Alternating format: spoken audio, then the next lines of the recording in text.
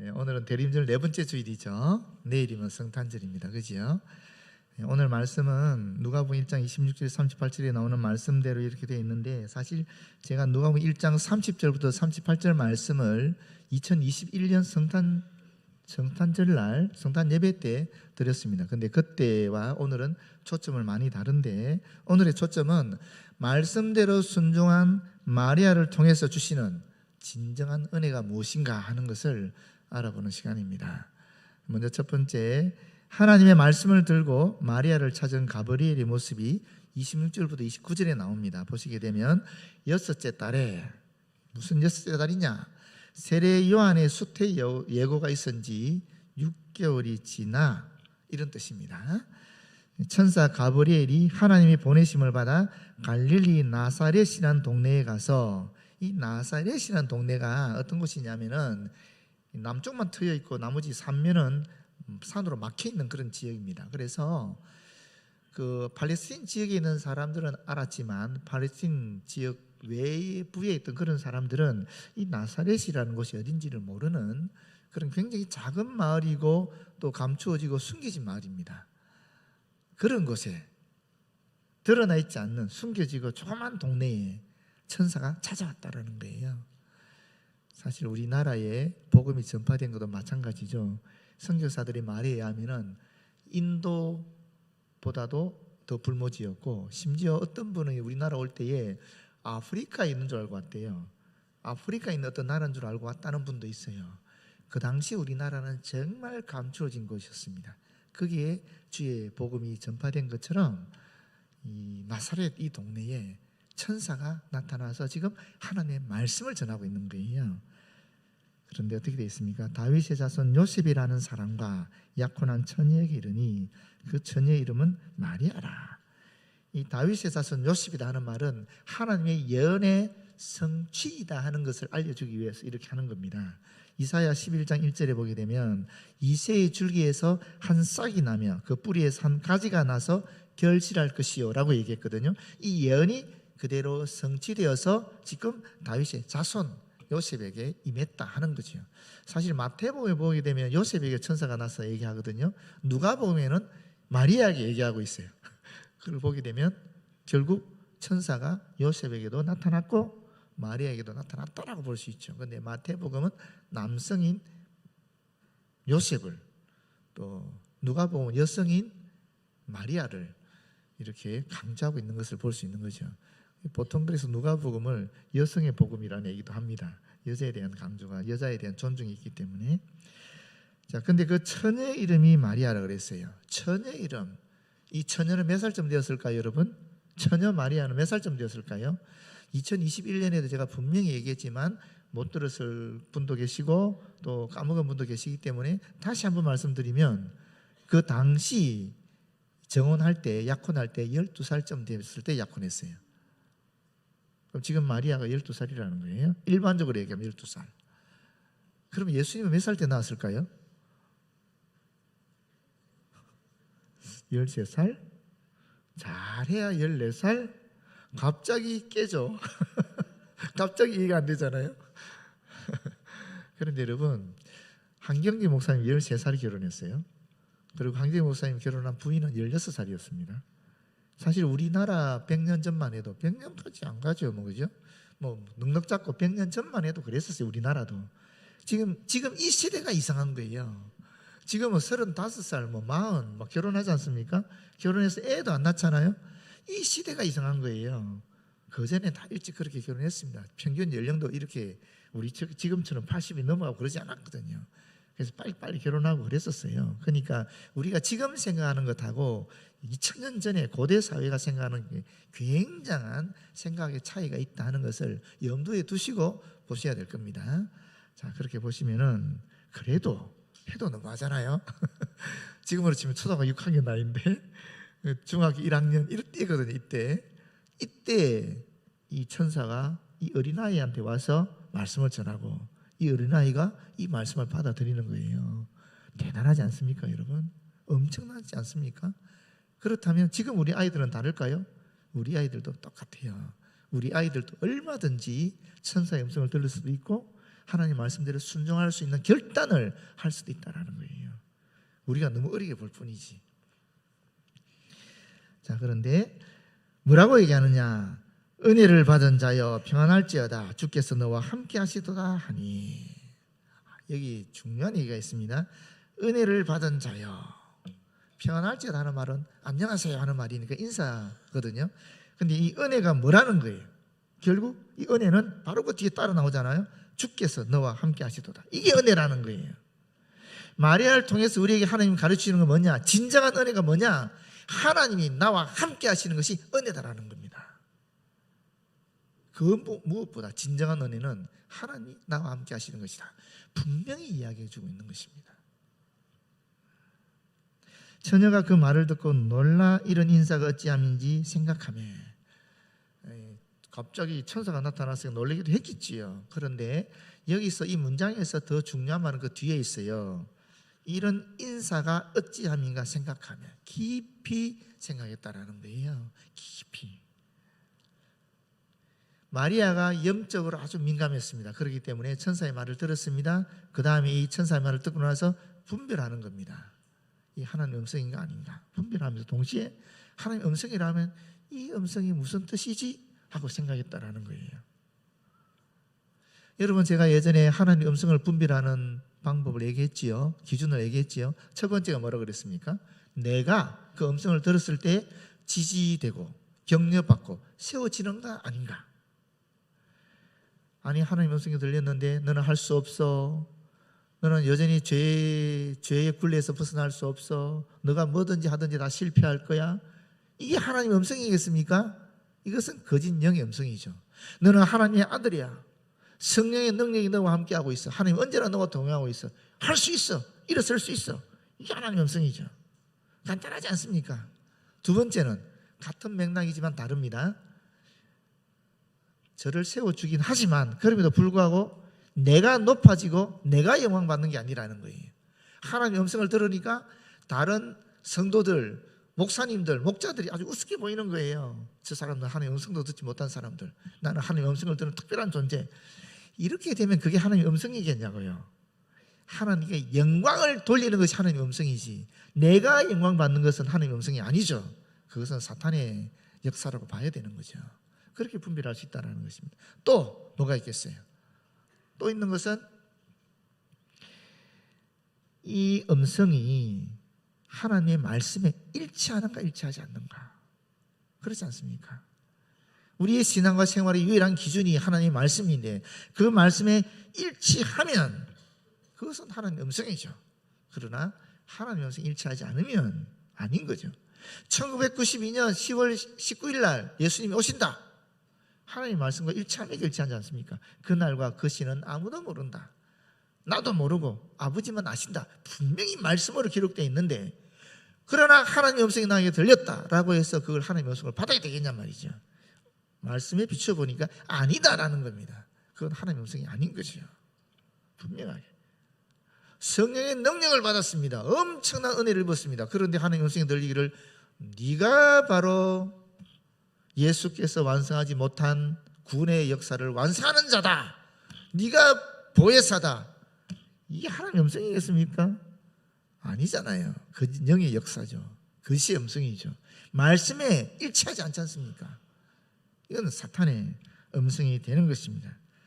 그리고 마지막으로 한 가지만 더 생각해 볼 것은 그 말씀을 들었을 때 내가 하나님과 친밀해지는가 아니면 하나님과 멀어지는가. 어떤 분이 기도하는 가운데에 자신의 과거를 쫙 보게 됐어요. 하나님 역사죠. 그걸 보고 나서 어릴 때 받은 상처가 회복이 돼야 되는데 그 상처를 깨닫게 되고 나서부터는 남편을 보지 않게 되는 거예요. 내가 어릴 때 남자로부터 이런 상처를 받았는데 하면서 투영시켜 버리니까 그 남편이 그렇게 자신을 사랑하고 자신을 위해서 애를 쓰고 하는 것을 다 무시해 버리는 거예요. 그런 경우를 봤어요, 제가. 그래서 결국 이혼에 이르기까지 가는 것을 봤어요. 그건 하나님의 음성이 아니죠. 그렇지 않습니까? 그런 음성을 듣게 되면 하나님과 더 친밀해지고 또 내 주변에 있는 성도들과 더 깊어지고 하는 게 하나님의 음성이지.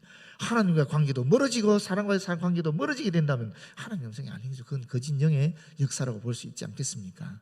우리가 정말 민감하게, 영적으로 민감하게 있으면은 하나님의 음성을 이와 같이 분별할 수 있는 것이고, 그 하나님의 음성을 통해서 더욱 내가 주님과 친밀해지면서 동시에 내가 하나님 아들, 딸로 세워지는 경험도 하고 이 땅에서 정말 능력 있게 행복하게 살 수 있는 그런 존재가 되어진다는 것입니다.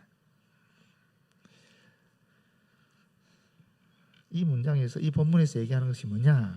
진정한 은혜는 이와 같이 하나님이 나와 함께 하시는 것을 깨닫고 경험하는 것입니다. 그게 진짜 하나님의 은혜라는 거예요. 두 번째, 마리아에게 전달된 하나님의 말씀이 있습니다. 천사가 이르되 마리아여 무서워하지 말라, 내가 하나님께 은혜를 입었느니라.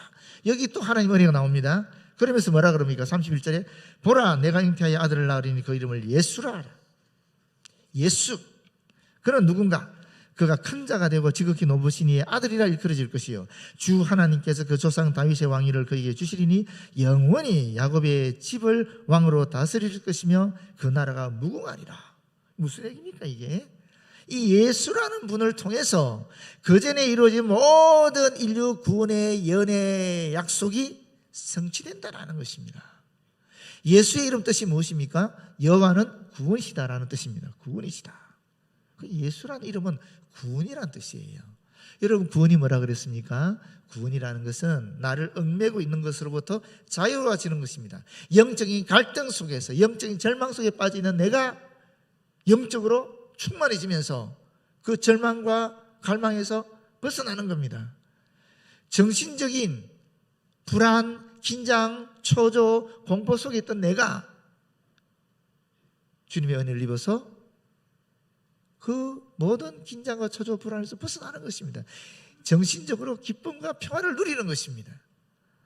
육체적인 질병 가운데 있는 분이 어떤 형태의 암이든 다양한 형태의 지금 과학기술로는, 의료기술로는 도저히 치료될 수 없다 할지라도, 그러나 하나님의 은혜로 그 병이 치유되든지 아니면 치유되지 않더라도 그 병에 의해서 내가 낭망하거나 그 병에 함몰된 삶을 살아가는 것이 아니라 그 병을 초월해서 그 병과 더불어서 오히려 주님을 증거하면서 감사하면서 기뻐하면서 살아가는, 그것이 바로 은혜를 입은 구원의 역사라는 것입니다. 또 물질의 어려움 때문에, 사업의 어려움 때문에, 관계의 어려움 때문에 여러 가지 어려움들 우리에게 있지만은, 우리를 얽매이는 것이 있지만, 그러나 하나님의 은혜로 돕는 천사를 통해 또 주시는 지혜로 피할 길을 또 보게 하시고 또 합력하여 선을 이루시는 역사를 통해서 그 모든 어려움들이 하나님의 은혜 가운데 극복되어져 나가는 것, 벗어나는 것, 그것이 진정한 은혜다라고 이야기하고 있는 것입니다. 그러나 무엇보다도 본질적인 은혜가 무엇인가? 바로 인간 최고의 한계인 죽음을 극복한 것입니다. 우리는 죽으면 천국 가니까 죽음을 이긴 자들 아니겠습니까? 이것이야말로 가장 큰 본질적인 진정한 은혜라는 것입니다. 그것이 어떻게 이루어지는가? 예수 그리스도를 통해서 우리에게 이루어진다는 것입니다. 그런 은혜를 저와 여러분은 이미 경험하고 있는 것입니다. 마지막 세 번째는 하나님의 말씀에 순종하는 마리아의 모습이 나오는데, 34절에 보시면 마리아가 천사에게 말하되 나는 남자를 알지 못하니 어찌 이 일이 있으리까? 남자를 알지 못한다 그러고 있습니다. 지금 마리아가 천사에게 거짓말하고 있는 거죠. 왜 그렇습니까? 마리아는 요셉을 알고 있었잖아요. 요셉과 정혼했는데 요셉을 모르지 않잖아요. 이러시면 안 됩니다. 지금 그런 눈으로 보시면 안 됩니다. 네, 여러분, 제가 여러 번 말씀드리지만 우리말에서 나오는 이 안다라는 개념과 또 실제로 이 성경에서 의미하는 안다는 개념이 다를 때가 많다 그랬잖아요. 여기서 안다라는 뜻은 무슨 말이냐면 창세기 4장 11절에 나오는 아담과 하와가 동침하며 하는 그 동침하며 하는 단어와 이 안다라는 단어가 사실은 같은 의미를 가지고 있는 거예요. 그래서 정확하게 이걸 번역하면은 나는 남자와 동침하지 못하였는데 라고 번역하는 것이 마땅합니다. 그러니까 마리아는 요셉과 아직 부부관계를 맺지 않았는데 어떻게 내가 아이를 가질 수 있겠느냐, 이렇게 말하고 있는 것입니다. 그때 천사가 말합니다. 성령이 내게 마시고 지극히 높으신 이의 능력이 너를 덮으시리니 이름으로 나실 바 거룩한 이는 하나님의 아들이라 일컬어지리라. 오늘 우리가 눈이 싹 덮어지니까 얼마나 멋있습니까만은 성령의 능력이, 지극히 높으신 이의 능력이 뭐겠어요? 창조주의 능력이라는 거예요. 창조주의 능력이 마리아 너에게 덮어지게 되면 비록 요셉과 부부관계하지 않았지만 얼마든지 창조주 하나님의 능력으로 아이가 잉태될 수 있다, 그 이야기를 하는 거예요. 그러면서 그 일깨움만 주는 것이 아니라 구체적인 예를 보여줍니다. 뭐라 그럽니까? 보라, 내 친족 엘리사벳도 늙어서 아들을 배웠느니라. 본래 임신하지 못한다고 알려진 이가 이미 6달이 되었나니 대저 하나님의 모든 말씀은 능하지 못하심이 없느니라. 사라가 나이가 들어서 아이를 못 가지게 되었다는 것이 아니라, 과거의 역사가 아니라 지금 마리아 시대에 바로 마리아 친족, 잘 아는 친척이었던 엘리사벳이 건전한 상식을 가진 사람이라면 누구든지 이미 엘리사벳은 아직 아이를 가지지 못하는 그런 나이의 여인이다라는 것을 알고 있음에도 불구하고 하나님의 능력으로 아이를 가지게 됐지 않았느냐. 봐라, 구체적인 실예가 여기 있지 않느냐 라고 얘기해 주시는 거예요. 말씀을 전했을 뿐 아니라 그 구체적인 예까지 얘기해 주니까 마리아가 어떻게 되겠어요? 뭐라 그럽니까? 마리아가 이르되 주의 여종이니 말씀대로 내게 이루어지이다 하며 천사가 떠난다. 여러분, 세 번째 진정한 은혜가 뭐겠어요? 하나님의 말씀이 나에게 믿겨지는 거예요. 그리고 그 믿음대로 내가 순종하는 겁니다. 그것도 하나님의 은혜라는 거예요. 우리가 예수를 그리스도로 고백하는 것도 성령의 역사, 하나님의 은혜라고 그랬습니다. 고린도전서 12장 3절에 마찬가지로 이 말씀들이 태초에 하나님이 천지를 창조하시니 이 말씀이 나에게 믿겨진다, 하나님의 은혜지요. 예수 믿으면 천국 간다, 하나님의 은혜지요. 내게 능력 주시면서 내가 모든 것을 할 수 있다, 하나님의 은혜라는 것입니다. 이게 진정한 은혜라는 거예요.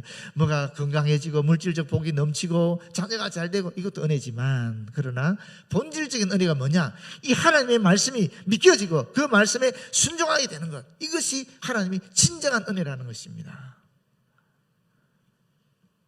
마리아가 위대해서 순종한 것이 아닙니다. 아브라함이 위대해서 순종한 것이 아닙니다. 성경을 보게 되면 아브라함이 뭘 잘했다는 내용이 일체 없습니다. 마리아가 뭘 주님을 위해서 뭔가 했다는 게 일체 없습니다. 그저 하나님의 무조건적인 은총 가운데 선택받은 인물들이 아브라함이고 마리아입니다. 그렇지 않습니까? 저와 여러분 마찬가지죠. 우리가 주님 앞에 내세울 것이 있어서 지금 이 자리에 있는 겁니까? 아니잖아요. 하나님의 무조건적인 은총 가운데에 우리가 선택되어서 성령의 역사로 예수를 그리스도로 고백하게 되고 하나님의 말씀이 믿겨지고 오늘 이 좋은 대덕 한빛교회 성도로 이 자리를 차지하고 있으면서 주님께 예배를 드리고 있는 거잖아요. 이게 은혜라는 겁니다. 여러분, 노아가 순종하지 않았다면 어떻게 됐을까요? 아브라함이 순종하지 않았다면 어떻게 되었을까요? 요셉이 순종하지 않았다면, 모세가 순종하지 않았다면, 바울이 순종하지 않았다면, 마리아가 순종하지 않았다면, 마지막으로 예수님이 순종하지 않았다면 어떻게 되었을까요? 우리에게 구원의 역사는 일어나지 않았을 겁니다. 하나님의 말씀과 또 그 말씀에 대한 구체적인 설득 작업을 통해서 성령께서 역사하시는데, 그게 순종하게 되었을 때에 놀라운 역사가 일어난 겁니다. 모쪼록 저와 여러분도 이미 성령께서 우리에게 말씀으로 깨우쳐 주셨고 또 구체적인 표적들도 보여주셨습니다. 이제 그 말씀에 순종해서 아브라함같이 마리아같이 위대한 일들을, 주님의 구원의 역사를 일으켜 나갔으면 좋겠습니다. 기도하겠습니다. 아버지, 고맙고 감사합니다. 우리 주 예수 그리스도가 나의 구세주임을 고백하게 하여 주시고 예수 그리스도로 말미암아 하나님이 나와 늘 함께 하신 것을 늘 경험케 하여 주시고 이제 말씀이 믿겨져서 말씀대로 순종할 수 있도록 은총을 더하여 주시니 고맙고 감사합니다. 주님, 이 은총 그대로 살아. 나와 같은 은총을 누리지 못하는 자들에게 이 은총을 전할 수 있는 저희들이 되어지도록 인도하여 주시옵소서. 예수님 이름으로 기도드립니다. 아멘.